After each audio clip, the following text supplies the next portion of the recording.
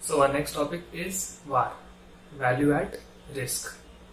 Now this topic is a part of chapter 3, Risk Management of the Institute's study material. I feel this is the best time to cover this topic here itself because we've already seen standard deviation and we've also seen normal distribution. VAR has an application of both of these topics that we've already seen. So let's utilize the knowledge gained and understand the topic value at risk. Now why value at risk becomes an important topic for us is because it can come up for a theory question of 4 to 5 marks, or it can also pop up in the examination as a 5-mark question. So both ways it becomes important for us. The part 1 of our core concept series, which covered risk as a separate topic, spoke about risks involved in projects. The chapter Portfolio Theory or Portfolio Management in the SFM curriculum speaks about risks of a particular security or risks of a portfolio. But in all those places, the risk was calculated in percentage terms. But herein, in the topic VAR, we have to calculate the value at risk, that is your portfolio value at risk, in terms of value and not in terms of percentage. So herein, VAR exactly means how much value your investment or your portfolio can lose. That is what VAR particularly measures, as to how much value your investment can lose. Now this investment or this portfolio can be your own portfolio, or it could be a capital investment, or could be foreign exchange. So basically VAR talks about how much value your portfolio or your investment can lose. Now there are a few features of VAR which we have to cover, and this can form part of a 4 to 5 mark theory answer as well. So the first feature of VAR is that there are 3 components which VAR has. First component is time horizon. By time horizon I mean VAR can be calculated for 1 day, for 1 week, for 1 month, for 1 year. So that is what time horizon is. The second component is confidence level, which is generally 95% or 99%. Now confidence level or confidence interval is something that I'll be able to explain only when we are solving a question. So let's just wait for that moment. And the third component is loss.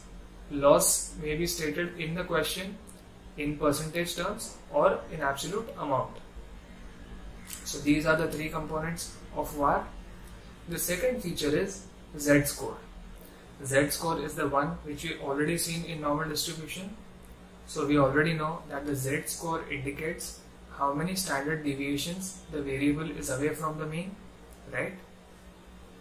If any of you are still unclear about normal distribution and what exactly is Z-score, I would sincerely request please watch part 2 of the core concept series.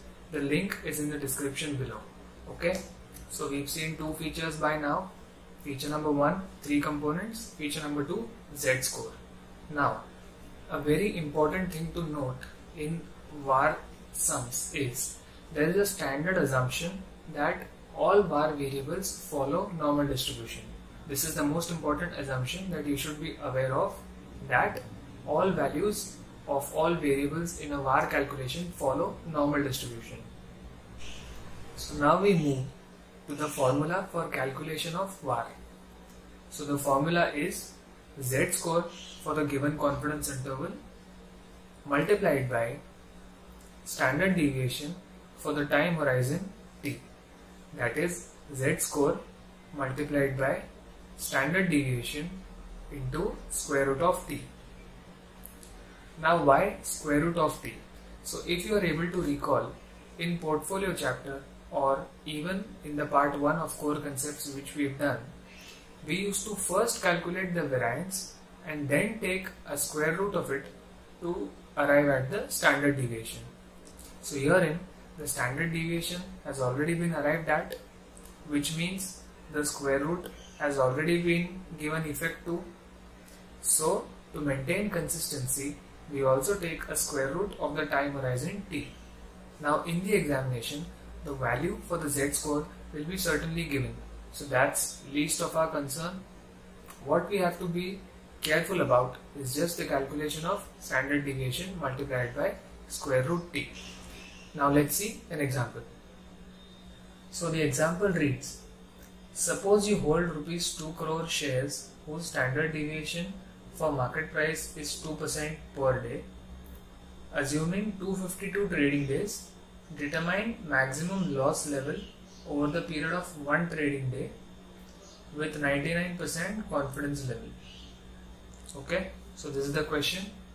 Now the standard assumption has to be kept in mind that all values follow normal distribution, correct?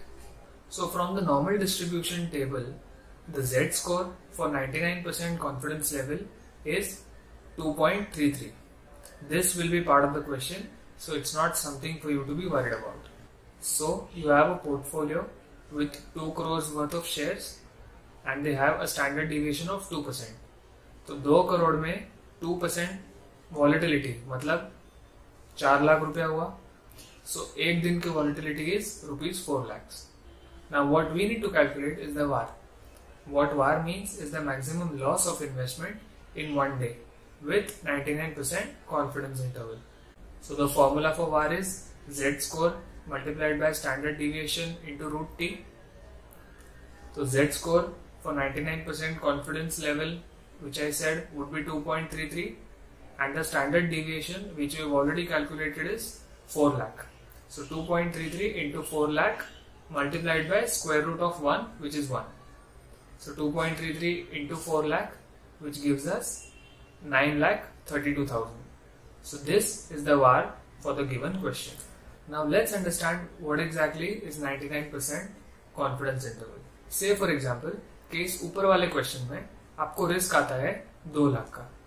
So 99% confidence interval means के there are 1% chances that your risk will be upwards of 2 lakh. Another way of looking at it is that there are 99% chances that your risk will be restricted to 2 lakh. मतलब 2 लाख या उससे कम. I repeat, 99% confidence interval with a risk of rupees 2 lakh means there is a 1% chance कि एक दिन में आपका नुकसान 2 लाख से ऊपर जाएगा, या there is a 99% chance that your risk will be restricted to 2 lakh, that is 2 lakh या उससे कम. Now let's see the question from the institute's study material. Consider a portfolio consisting of rupees 2 crores investment in XYZ and rupees 2 crore investment in share ABC. So in the previous question there was just one security, here there are 2 securities. So this will be a portfolio of 2 securities. Daily standard deviation of both the shares is 1%. Coefficient of correlation is 0.3. Determine the 10-day 99% value at risk for the portfolio. So in the previous question we were calculating VAR for 1 day, the time horizon was 1 day. Herein the time horizon is 10 days. So the formula again for VAR calculation remains same. Z score multiplied by standard deviation into square root time horizon. Now again this is a 99% confidence interval, so the Z score will remain 2.33. But what's important in this question is the calculation of standard deviation. In fact, the standard deviation for 10 days. So how we are going to calculate the standard deviation for 10 days is, we first calculate the standard deviation for 1 day and then multiply it by square root of t, which is square root of 10. So how do we calculate the standard deviation for 1 day in this case? Now in the previous question there was just one security. Here we need to calculate the standard deviation of a portfolio comprising both the shares with an investment value of 2 crores each. So if you go back to your portfolio chapter to calculate the standard deviation of a portfolio of 2 securities, there is a formula which will get extensively covered in your portfolio chapter. So as of now, I would just advise you to take this formula as given and move ahead. So this is the formula for calculating risk, that is standard deviation or volatility, for a portfolio comprising of 2 stocks. But as I have already mentioned earlier, in the portfolio chapter, the calculation of risk is in percentage terms. But herein we have to calculate the value at risk, which means we'll have to calculate it in value terms. Now, if you have a close look at the formula, I hope you realize this is of the form a square plus b square plus 2ab, correct? And if you again closely look at it, the a part of it is weight of ABC multiplied by standard deviation of ABC. The b part is weight of XYZ multiplied by standard deviation of XYZ, correct? Now when we are trying to calculate the standard deviation in calculation of VAR, the weights have to be applied like this. For example, in this case, share ABC has an investment value of 2 crores and a standard deviation of 1%. So 2 crores multiplied by 1% gives you a risk value of 2 lakhs. Similarly, you get a risk value of 2 lakhs for the share XYZ also, because again there the investment value is 2 crores and the standard deviation is 1%. So you will straight away take 2 lakhs and 2 lakhs in both these cases. Now you may have a doubt that if I straight away take 2 lakhs, am I not forgetting to give the impact of the weights? No, that's not the case. The weights have been already given effect to when you are calculating 2 crores multiplied by 1%.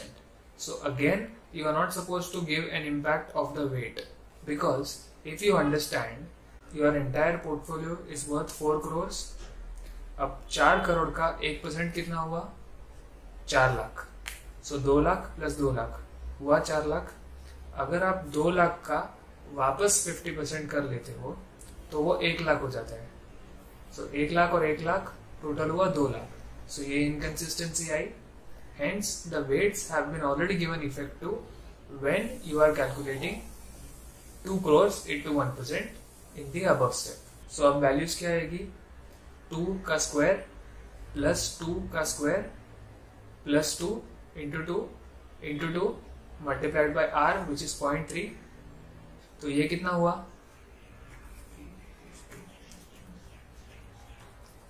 मतलब can I say 10.4 का square root, which is 3.22. So the sigma, the standard deviation for one day, comes to 3.22. Now we need to calculate the standard deviation for 10 days, which will be standard deviation for one day into square root of t, which is square root of 10. So it comes to 3.22 into 3.14, which comes to 10.18 lakhs. Now we'll calculate the VAR. VAR का formula क्या है? Z score into SD10. तो Z score is 2.33 and SD10 हमें क्या आया? 10.18. So the value at risk will be 23.72 lakhs. So I hope this cleared out your concepts about VAR. I'll see you in the next class. Until then, keep studying.